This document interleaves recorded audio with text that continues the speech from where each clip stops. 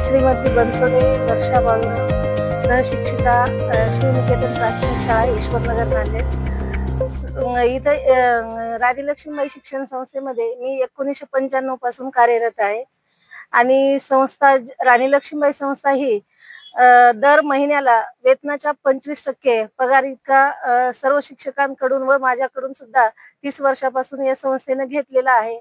आणि आता 2025 पासून मी संस्थेला 25% वेतनाचा मी देऊ शकत नाही असं सांगितल्यामुळे संस्थेने मला त्रास द्यायला सुरुवात केली आणि हा त्रास असह्य होऊन मी 18 तारखेला सीओ मॅडमला आणि पोलीस स्टेशन शिवाजीनगर इथे अर्ज केला आणि त्या अर्जावर 11 मार्च 2025 ला माझा गुन्हा दाखल झाला अट्रॉसिटी आणि खंडणी अंतर्गत।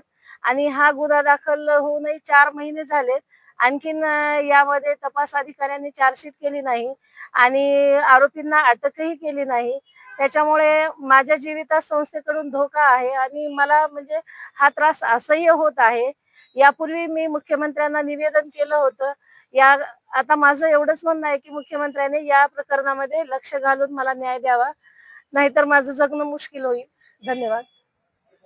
अधिवेशन काळामध्ये ही बाब इथल्या नेत्यांच्या किंवा पुढाऱ्यांच्या लक्षात आणून द्यायचं होतं, परंतु विलंब झाला असं वाटत नाही? झाला सर, विलंब। मी इथल्या स्थानिक लोकांना वगैरे पाठपुरावा केला, पण त्यांनी फारसं एवढं गांभीर्यानं नाही घेतलं। आज नांदेड जिल्हाधिकाऱ्यांना काय निवेदन दिलेलं, काय विषय आहे?